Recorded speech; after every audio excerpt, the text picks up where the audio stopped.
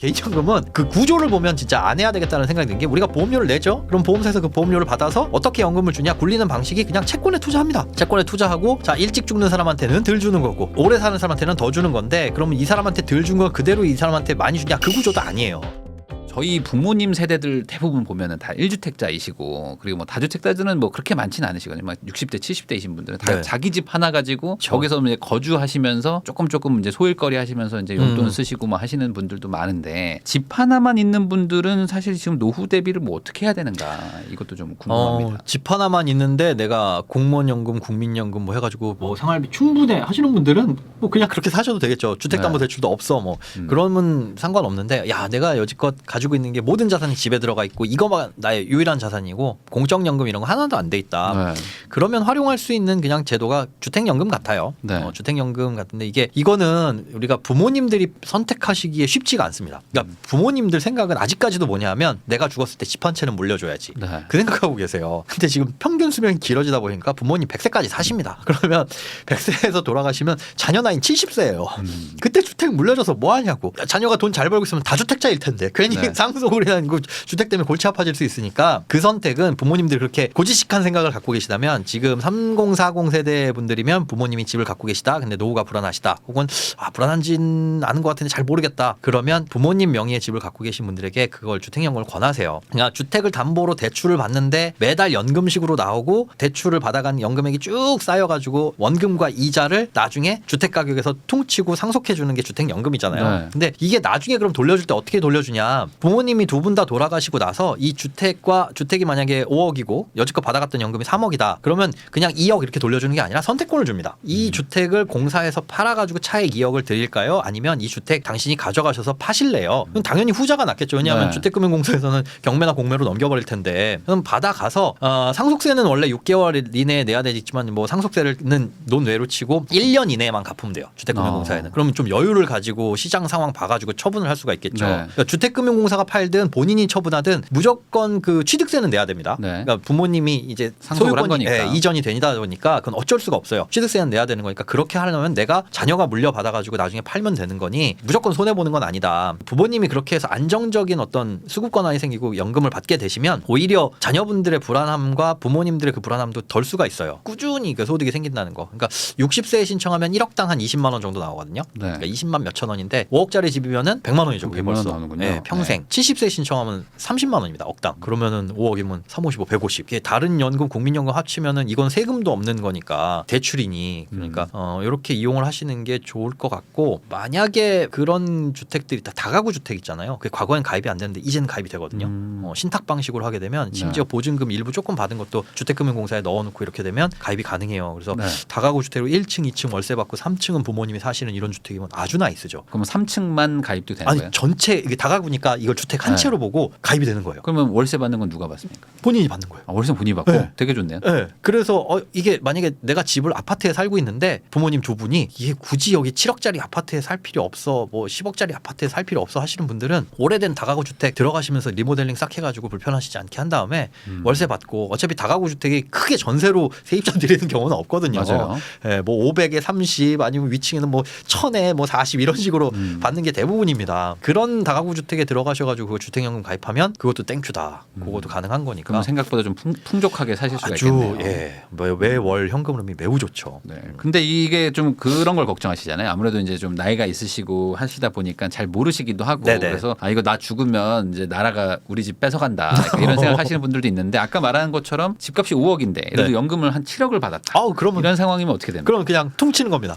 없는 셈 되는 거죠. 주택금융공사가 손해 보는 거고. 네. 그런데 그렇게 손해 볼 일 없이 아마 주택금융공사에서 계산을 했을 거예요. 물론 여기는 사기업이고 이익을 보려는 영리단체 뭐 이런 것들이 아니다 보니까 네. 그런 사업비라든가 이런 부분은 없습니다. 그냥 딱 손해 보지 않는 정도의 수준에서만 계산을 했는데 따지고 보면 집값 상승률이 둔화될 것으로 보이는 지역 같은 경우에는 사실 거기에 집을 갖고 계신 분들은 이득인 거죠. 집값이 가입할 때 5억이었는데 30년 동안 연금을 받고 나서도 5억이야. 네.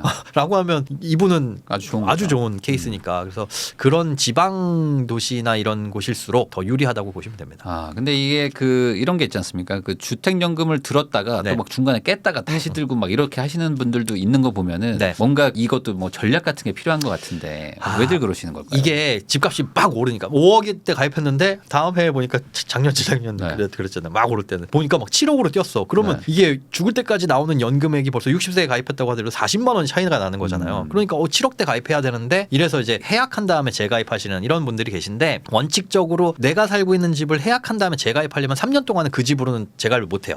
주택 가격이 오른 경우. 네. 그러니까 이하인 경우에는 재가입됩니다. 네. 그러니까 얌체같이 그거 뽑아먹는 거 이거는 안 된다라고 하는 건데 네. 그렇다고 해서 답은 있어요. 집값이 올랐어. 5억짜리였는데 7억으로 올랐어. 그럼 네. 내 집만 오른 건 아닐 거 아니에요. 네. 아파트 살고 있으면 옆 단지나 뭐 옆동이나 여기도 올랐을 테니까 이 집 팔고 7억짜리로 가면서 이번에 왜냐면 팔면 7억이니까 그렇죠. 네, 이 집 팔고 7억짜리로 가면서 그 집으로 다시 가입은 가능해요. 바로 네. 이어서. 어. 그러니까 그렇게 해가지고 활용도 할 수 있으니까 그것도 어떻게 보면 전략입니다. 가장 집값이 높았을 때 가입해야 연금은 많이 받는데 뭐 떨어지면은 뭐 땡큐인 거고. 근데 집값이 막 올라가 버렸다. 그러면 네. 이거 어떻게 해? 그러면 해약이 아니라 이사 갈 것도 염두에 두셔라. 뭐 어차피 101동 304호나 105동 307호나 그렇죠.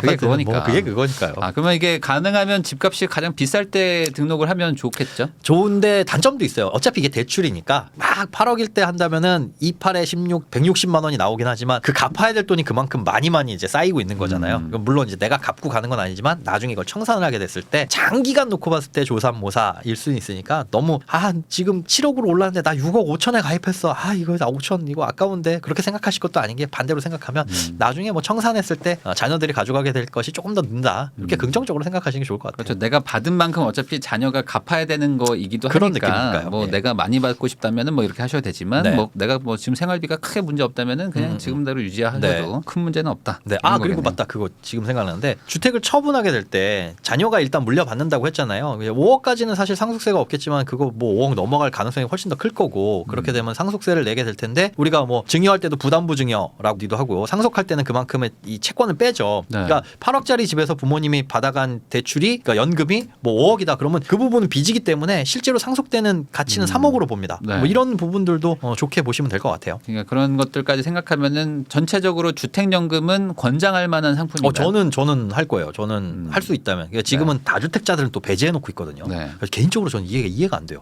아니 다주택자가 뭐 죄인도 아니고 그럼 이걸 가입하려면은 그래 정서적으로는 이해가 돼요. 근데 이해가 안 되는 부분이 뭐냐면 주택연금을 가입했어요. 그 다음에 집을 사는 건 됩니다. 그래요.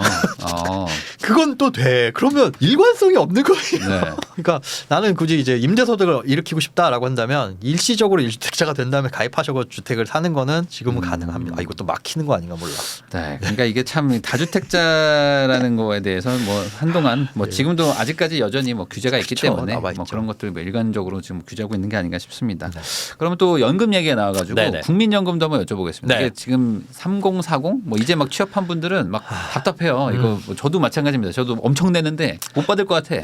국민연금 이거 어떻게 생각해야 되는 겁니까? 저는 이제 못 받을 것 같아서 절대 그건 걱정하지 마세요라고 말씀드렸었는데 네.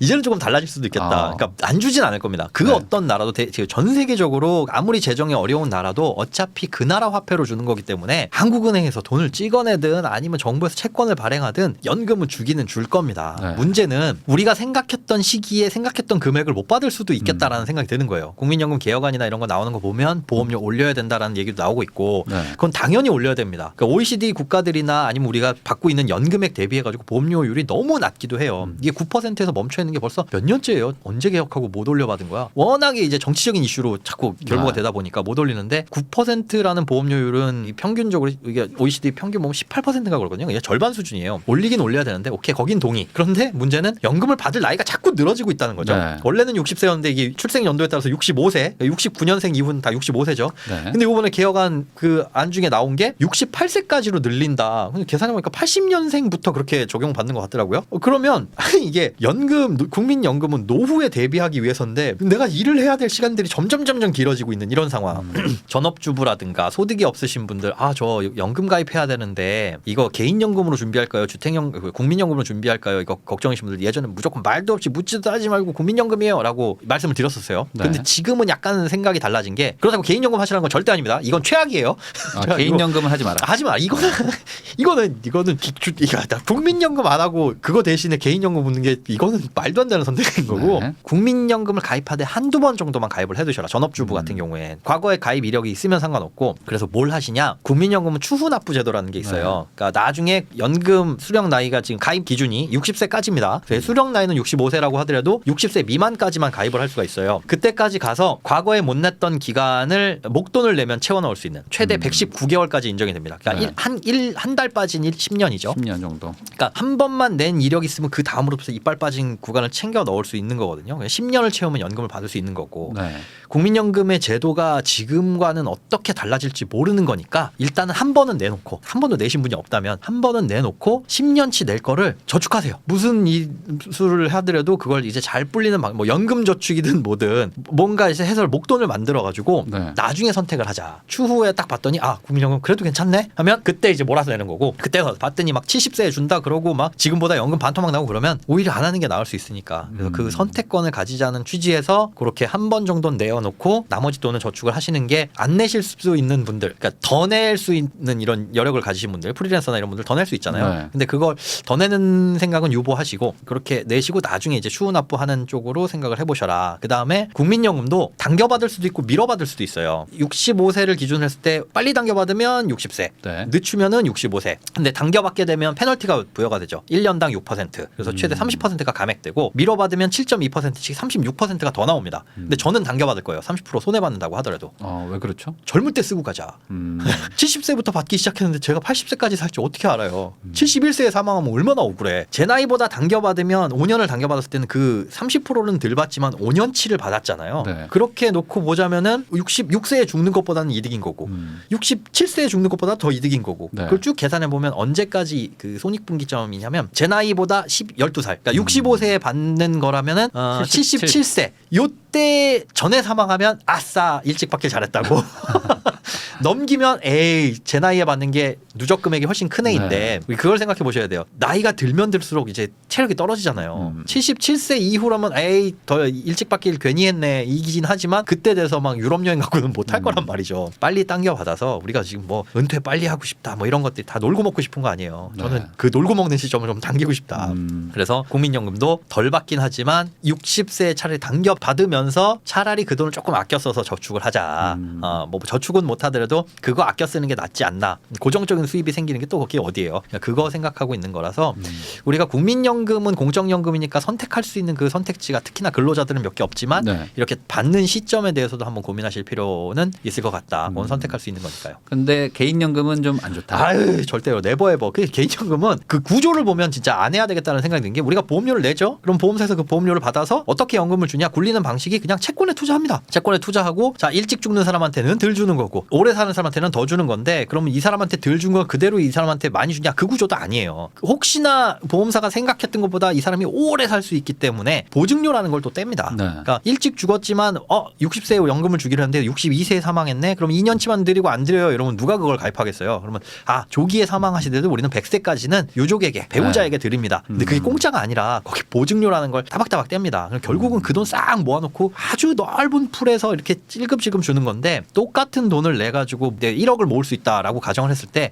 그 돈을 채권에 넣어놓고 일부는 저축은행에 넣어놓고 일부는 그냥 CMA 통장에 넣어놓고 꺼내 쓰는 것과 보험사에서 주는 돈이 다르지 않다. 오히려 전자가 내가 귀찮긴 한데 같은 돈으로 훨씬 더 많은 금액을 연금처럼 꺼내 쓸 수 있다. 제발 특히나 젊은 나이에 진짜 250만 원 벌면서 어마어마한 액수인 20만 원 막 그 소득의 거의 뭐 10%에 가까운 이런 돈들을 연금으로 절대 묶어놓지 마셔라. 우리가 노후는 연금이다 절대 아니에요. 노후에는 큰 돈이 필요한 거지 연금이 필요한 게 아닙니다. 큰 돈이 있으면 그 돈으로 연금처럼 은행에 넣어놓고 받을까 이건 나중에 돼서 고민하는 거고 지금 하고 계신 모든 게 다 노후 준비다. 적금을 하나 하든 뭐 하든. 저도 지금 생각이 떠오르는 거는 만약에 뭐 내가 지금 연금을 들고 싶다 그러면은 저는 그냥 미국채 30년물 그냥 사놓으면 얘는 그냥 30년간 따박따박 5%씩 주는 건데 그게 연금 아니에요. 그런 식으로 따박따박 나오는 정기적인 지급의 형태가 연금인 거고 뭐 그런 거 사놓는 게 낫지 않나. 어차피 보험사들도 그런 거 사는 거니까. 맞아요. 그러니까 이게 뭐 굳이 내가 다른 사람 손을 타가지고 네. 수수료 주고 할 바에는 차라리 개인연금보다는 그냥 네. 뭐 내가 하는 게 낫고 그게 아니라면은 뭐 아까 말한 어쩔 수 없이 하는 국민연금이 낫다. 네네. 그럼에도 불구하고 좀 연금 관련해서 뭐 상품들도 되게 많은데 뭐 많죠. 그나마 뭐 좀 추천하고 싶으신 게 뭐 있을까요? 굳이 연금이라고 하는 그 제도를 이용하셔라. 우리가 상남자들에서 많이들 말씀드리지만 세액공제 받는 연금 저축 상품이나 IRP. 물론 여기엔 목돈이 들어가면 절대 안 됩니다. 네. 왜냐하면 나중에 중간에 무조건 해지할 확률이 높다. 돈필이란 일이 있는데 적금으로 2천 쌓여 있고 막 연금 저축이 5천 쌓여 있으면 이거부터 깨요. 일단 진짜 들어가도 한 달에 뭐 5만 원씩 넣으면 1년에 60, 뭐 10년 넣어봐야 600 이 정도밖에 안 되잖아요. 그러니까 이거는 있어도 그만 없어도 그만. 그런데 세액공제 혜택도 반드시 돌려주니까 16.5%뭐 이만큼 반드시 돌려받을 수 있으니까 굳이 내가 장기적인 투자를 하고 싶다, 저축을 하고 싶다 그러면 연금저축 혹은 IRP 그런데 연금저축 우선해서 하시고 거기에서 이제 ETF 같은 거, 난 투자할 돈 없는데 적금 보면서 그래도 10%씩 뭐 ETF 뭐 투자 해보고는 싶은데 당장에 목돈부터 마련하는 게 1순위인 것 같아라고 한다면 연금저축의 부분은 어차피 무조건 강제적인 장기 투자니까 거기에서 ETF나 뭐 공모펀드나 이런 것들도 그쪽 계좌 안에서 투자를 거기서 해보시는 게 좋을 것 같아요. 겸사겸사. 그 정도만 하시고 네. 이제 연금에 너무 막 올인하시고 막 그렇게 제발. 해서 현재를 사는 게 막 팍팍하게까지 하지는 좀 않는 게 좋겠다. 지금 이제 직장 다니고 있는 뭐 3040 뭐 이런 분들이 사실 지금 노후 대비 어떻게 할지 걱정이 제일 많으시니까 네. 이 마지막으로 이런 분들은 좀 노후 준비를 좀 어떻게 하는 게 좋겠다. 노후 준비하셔라 그러면 되게 막연하실 거예요. 네. 내일 아닌 것 같고. 저도 지금은 이제 살짝 해가 바뀌어가면서 느낌이 달라지긴 이거 하는데 해야 되나?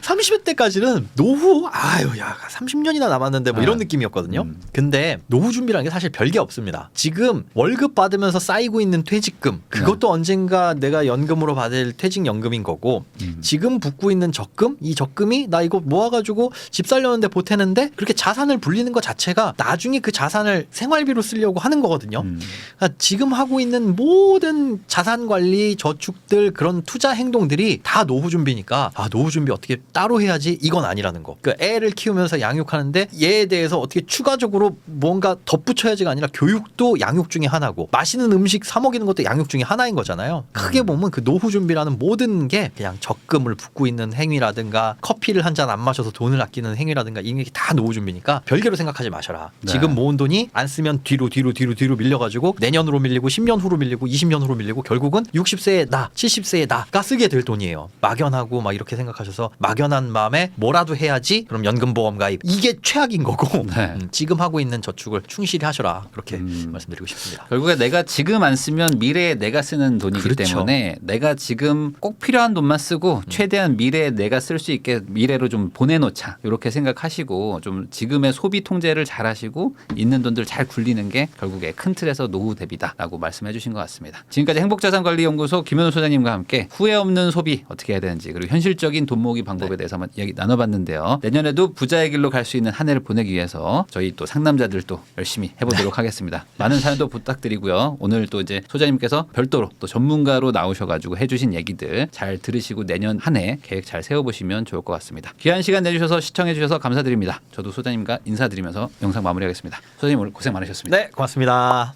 건강하세요.